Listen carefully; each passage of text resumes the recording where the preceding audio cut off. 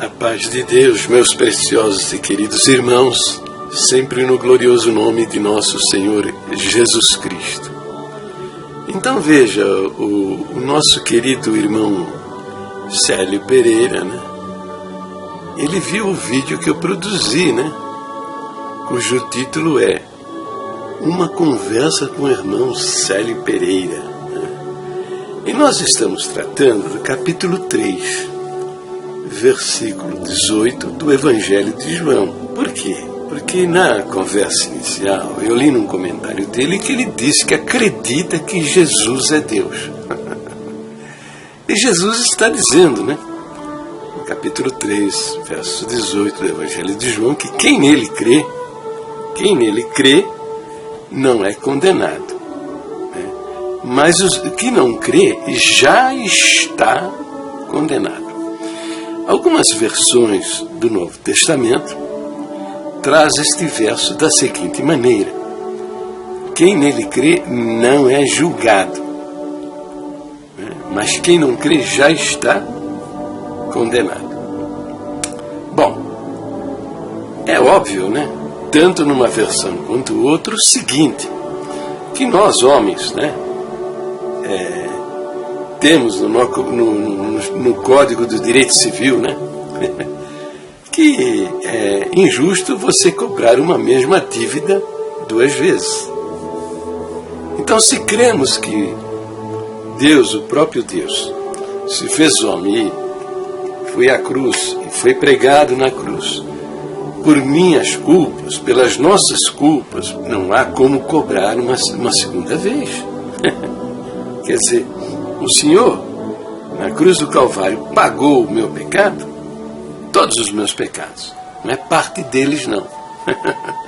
Todos. De toda a humanidade. E depois ainda eu tenho que responder por eles? Não tem sentido isso, né? Não tem sentido. Bom, mas agora, veja bem, ele se esforça em explicar, né?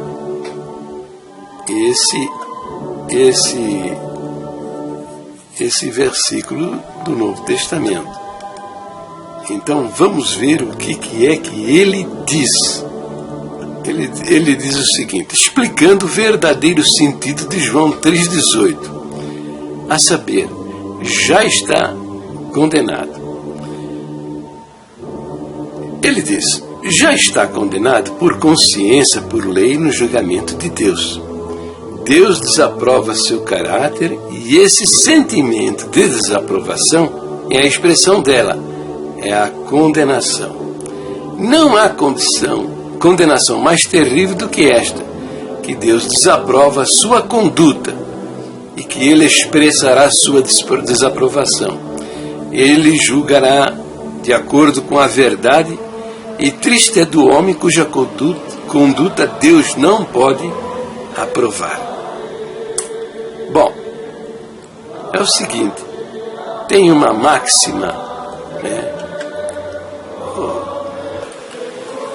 O contexto começa no capítulo 3, verso 1, e vai até o verso 36. E ele não fala em caráter, conduta, sentimento de desaprovação, nada.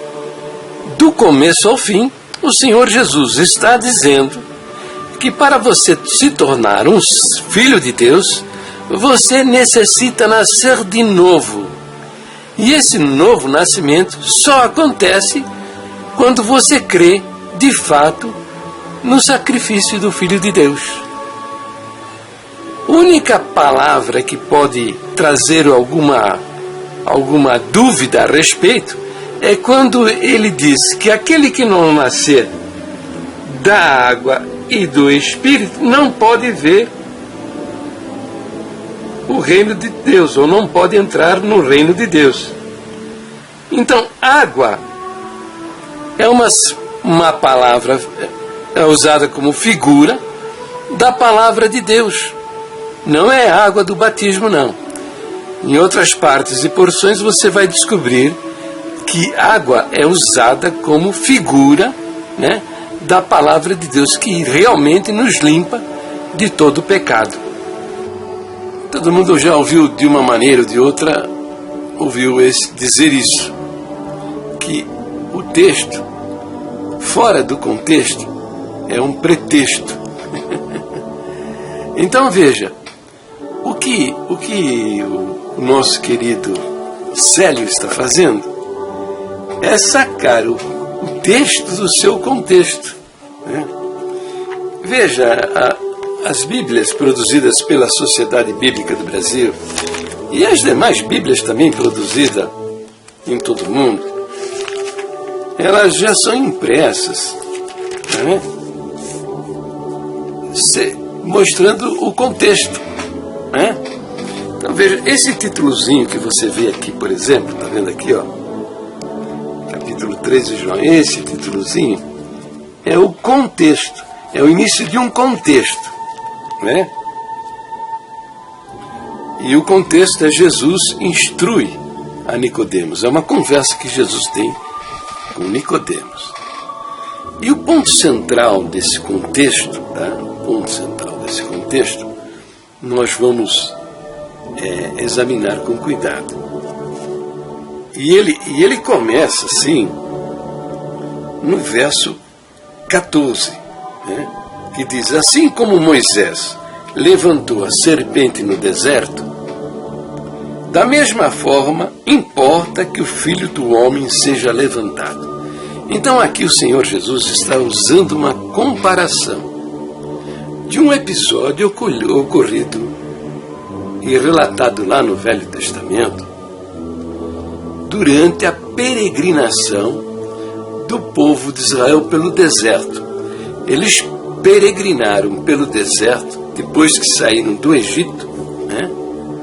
Por causa da desobediência, eles peregrinaram por 40 anos, né, pelo deserto. E houve desobediência. Em uma delas, eles reclamaram violentamente contra Moisés, dizendo: trouxeste-nos aqui, tirando-nos de debaixo da mão do faraó do Egito para morrermos de fome. E Deus não se agradou disso. E o Senhor enviou para o meio deles serpentes venenosas. E muitos dos judeus começaram a morrer, né? E o povo se humilhou diante de Deus. Então Deus mandou que ele levantasse num poste uma serpente de bronze, né? E disse o seguinte a Moisés: todo aquele que olhar para essa serpente, ele será curado do seu mal, ele viveria novamente. Entendeu? Então, estes que ouviram a instrução de Moisés e acreditaram que, olhando para aquela serpente, ele seria livre do seu mal, curado da picada da serpente venenosa, né? É porque ele confiou, né? Se ele não acreditasse, ele não daria a menor atenção e não olharia para a serpente, né? Então o Senhor Jesus está mostrando isso como um tipo de Cristo, né? São episódios, não é somente esse, não, são centenas de episódios que aconteceram lá no Velho Testamento, relatados no Velho Testamento, e que são símbolos e simbolismos, o tipo de Cristo, quer dizer, o simbolismo de coisas que aconteceriam dentro no Novo Testamento, quando da vinda do Messias, que é o caso aqui, né? Na cruz do Calvário, por assumir todo o pecado da humanidade, ele está simbolizado no episódio lá, ocorrido no deserto com Moisés, como a serpente que foi crucificada na cruz, porque ele estava assumindo o pecado de toda a humanidade. Entende? Por isso ele faz essa referência, né? Que basta olhar para o Senhor, assim como bastava olhar para a serpente e ficar curado do seu mal. Para o homem, olhar para o Senhor na cruz do Calvário e crer naquele sacrifício é ficar curado do seu grande mal, que é o pecado que há na sua vida. Que significa, quer dizer, ser curado do pecado na sua vida é o perdão de Deus para o pecador, né? Bom, aí no verso 15 ele diz assim, olha, né? Esse aqui. Depois ele diz, ó, para que todo aquele que nele crê tenha vida eterna. Aquele que nele crê não está falando de conduta de pessoa, boas obras, firmeza, fidelidade, batismo, pertencer a um sistema religioso, em absoluto. Porque se estas coisas fossem realmente importantes para a nossa salvação, Jesus não faria a citação do verso 14, né, que diz que basta olhar para aquilo que estava na cruz com fé para ser livre do seu mal. Não teria citado o verso 14, né, e o verso 15 ele expressaria de outra maneira. Ele diria, né, para que todo aquele que nele crê e pratica boas obras, ou todo aquele que nele crê e é firme e fiel, tem a vida eterna, ou todo aquele que nele crê e batiza tem a vida eterna, ou todo aquele que crê e pertence a um sistema religioso tem a vida eterna. Não é verdade? Pois ele é o Salvador. Você acha que ele ia dar o seu recado pela metade? Que é isso? Uma mensagem absurda? Não, em absoluto. Contraditória? Em absoluto. Então ele está dando aqui o recadinho certinho de como se processa a nossa salvação. Então vamos avante. O verso 16. Porque Deus amou o mundo de tal maneira que deu o seu Filho unigênito, para que todo aquele que nele crê não pereça, mas tenha vida eterna. Novamente ele torna a ser enfático. Aqui ele já está sendo enfático, repetindo, ou na linguagem popular, desenhando, fazendo um desenho para você entender melhor. E ele diz, ó, porque Deus enviou seu Filho ao mundo para que todo aquele que nele crê não pereça, mas tenha vida eterna. Veja, se batismo, firmeza, fidelidade, boas obras, pertencer à igreja fosse realmente fundamental para a nossa salvação, aqui ele teria dito, né, para que todo aquele que nele crê batiza, todo aquele que nele crê é firme e fiel, todo aquele que nele crê e pratica boas obras, todo aquele que pertence a um sistema religioso, ou como diz aqui o nosso Célio, né? Todo aquele que crê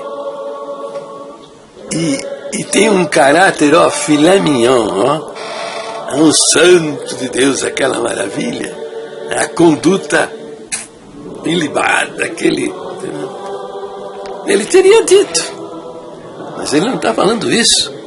Ele está dizendo que aquele que nele crê tem a vida eterna, tem a vida eterna, né? Depois assim, ó,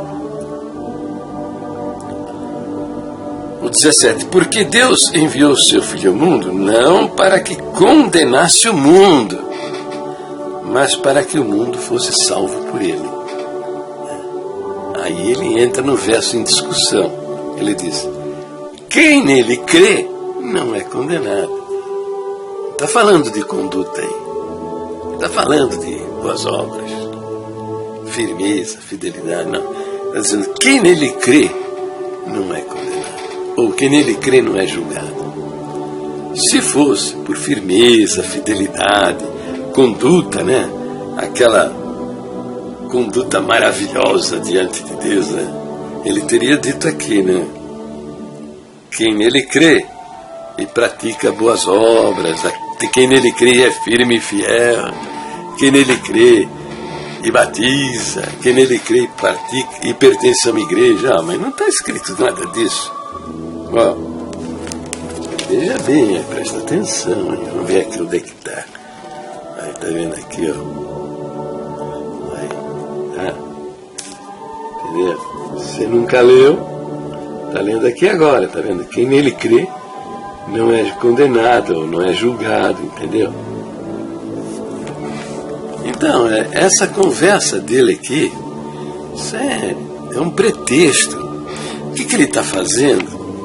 Ele saca o verso do seu contexto, perverte o seu sentido e faz uma aplicação. Aplica isso. Entendeu? Isso aí é prática comum dos falsos profetas. Porque os falsos profetas, eles têm uma pregação que não tem fundamentação dentro das escrituras sagradas. Então o recurso para enganar as pessoas, você saca o versinho do seu contexto, o contexto não está ensinando nada disso, perverte o seu sentido e faz a aplicação. E aí diz o 19, olha só, o verso 19 diz assim: e a condenação é esta, que a luz veio ao mundo, e os homens amaram mais as trevas do que a luz, porque as obras deles eram más.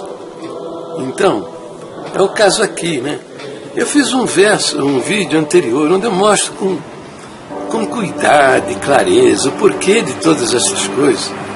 Mas ele teima no erro, no pecado. Ele quer permanecer na escuridão. Então, o Senhor está dizendo, e a condenação é esta. Porque a luz está vindo, eu estou mostrando a verdade dentro da palavra de Deus, e o cara faz o quê? O camarada faz o quê? O cara nega a verdade, em função do que ele está ouvindo lá, da boca dos homens. Então ele abandona a palavra de Deus, o ensino das Escrituras, ele abandona a doutrina da igreja, que diz que a Bíblia é a nossa única e perfeita guia de fé e conduta. Guia de fé é aquilo que a Bíblia diz é o que você deve acreditar, e guia de conduta, aquilo que a Bíblia diz é o que você deve fazer, e para seguir a boca do ancião, para seguir a mentira, o engano religioso. E desta maneira ele faz um absurdo, que é pisar no sangue do Senhor Jesus, vertido na cruz do Calvário. Então, é isso. São homens incrédulos, Eles querem estabelecer o que é conhecido como justiça própria. Eles querem apresentar-se diante de Deus como justos, santos, perfeitos, Aquela maravilha, entendeu? Então, é a justiça própria. E rejeita a justiça de Deus, oferecida para a salvação do homem. Paulo considerou a sua justiça própria como esterco. O que é o esterco? É o cocô da vaca. Ele fala que se há alguém que poderia valer-se de sua justiça própria, ele muito mais. Muito mais. Porque ele relaciona lá as suas qualidades, mas que ele repudiou, jogou no lixo, considerou cocô de vaca, por causa da justiça que é oferecida graciosamente no sacrifício do Senhor Jesus. Como diz da nossa doutrina, que o verso lá de Colossenses que diz, quinto ponto de doutrina, que Jesus Cristo foi feito por nós justiça e santificação.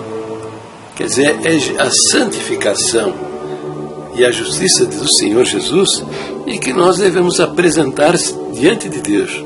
Não é a nossa conduta, nem aquilo que fazemos. Essa nossa justiça própria, ele considera como esterco, né?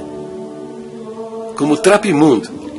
Ele considera como trapo imundo. Ele falou isso na boca do profeta Isaías. Todos nós somos como o imundo. E todas as nossas justiças são como trapos de imundície. Sabe aquele trapo lá que, se você é casado, meu querido Célio, e o seu cachorro lá no quintal vomitou, né? Ou teve uma diarreia e deixou um cocô fedido lá, e a sua mulher vai lá com um pano, a sua empregada vai lá com um pano e limpa tudo aquilo, e depois ela não tem coragem de lavar, ela vai lá e joga no lixo. Assim é a sua justiça própria, entendeu? É dessa maneira que Deus considera, né? Por isso nós não podemos salvar-nos a nós mesmos. Então Deus fez o quê? Deus encerrou a todos debaixo do pecado para usar de misericórdia para com todos. Então Ele veio, proveu para nós a salvação e está dando essa salvação de presente para aqueles que acreditam. Entendeu? Então, meu querido, você precisa realmente decidir o que você vai fazer da sua vida eterna. Decidindo, né? Se Jesus é uma cabeça maluca, né? Um doidão, né? Que no Evangelho de João ele fala 20 vezes, quem crê tem a vida eterna, e não associa firmeza, fidelidade, boas obras, batismos, pertencer à igreja, esse monte de coisa, ele não associa. Ele ainda deixa 8 exemplos de pessoas salvas, com o verbo salvar no passado. A tua fé te salvou. Quer dizer, são pessoas que nós nem sabemos quando foram salvas. Se foi uma semana antes, um mês antes, um ano antes. Mas com certeza nós sabemos que foi no momento que eles viram, ouviram o Senhor Jesus e acreditaram que Ele era o Salvador da humanidade. E o Senhor, quando teve uma oportunidade de conversar com eles pessoalmente, disse: tua fé te salvou. Você vai habitar na minha glória, viver comigo por toda a eternidade. Como Ele disse lá para o ladrão na cruz, né? Que é o exemplo máximo, muito usado nas pregações evangélicas, né? O ladrão olhou para o Senhor Jesus e mostrou uma fé maravilhosa, hein? Por quê? Acreditar que aquele que estava ali, todo ensanguentado, que foi humilhado, agredido, insultado, cuspiram nele, puseram-lhe uma coroa de espinho na cabeça e o pregaram na cruz. Acreditar que um homem nessa situação tinha um reino é uma fé maravilhosa, né? Pois foi isso que ele mostrou. E ele disse ao Senhor Jesus: Senhor, lembra-te de mim quando entrares no teu reino. E o Senhor Jesus disse para ele: em verdade te digo que hoje estarás comigo no paraíso. Entendeu? Não falou para ele: dá um jeito de descer essa cruz, vai fazer boas obras, dá um jeito de sair daí, vai ser firme e fiel, vai batizar, pertencer a uma igreja. Não, nada disso. Cremos que aquele homem, daquela cruz que estava pregada ao lado do Senhor Jesus, com o Senhor Jesus foi para a glória, né?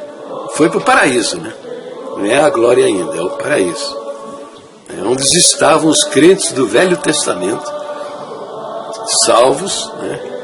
Porque no Velho Testamento, os crentes do Velho Testamento eram salvos pela fé naquele que haveria de ser enviado.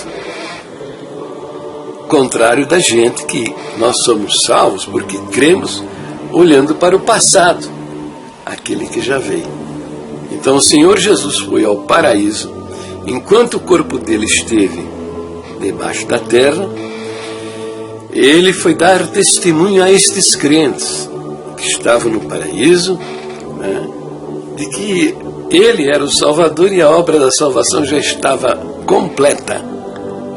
Por isso Pedro fala que quando ele subiu, subiu para a glória, levou consigo cativo o cativeiro. Ele levou todos esses crentes salvos que estavam aguardando a obra da redenção na cruz do Calvário para a salvação de todos os homens. Entendeu? Tá bom, meu querido.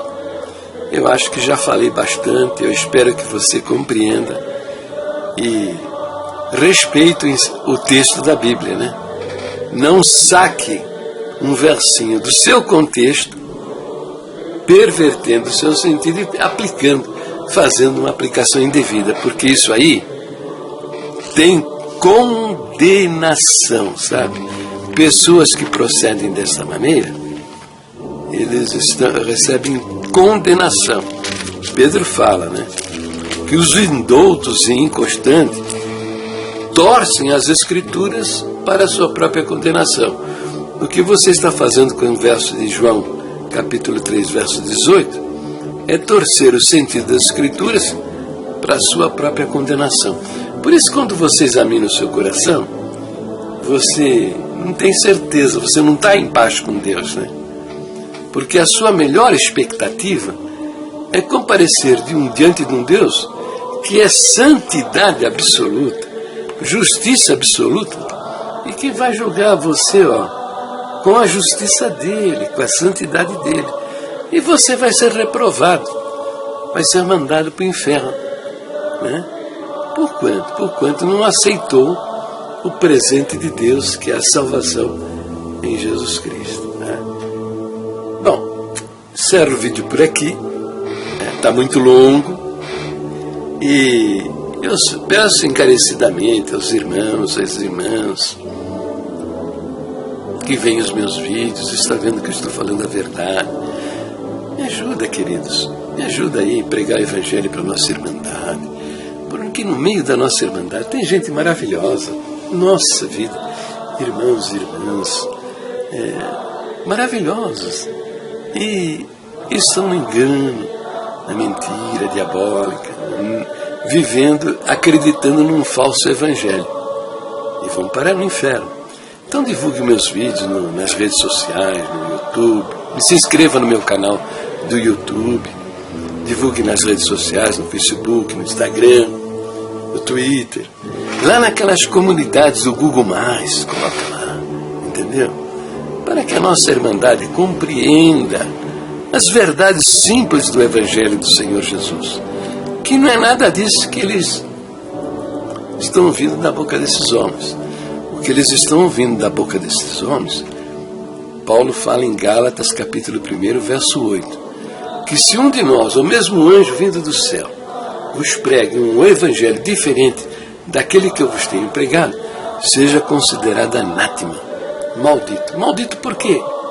Porque leva as almas para a perdição eterna.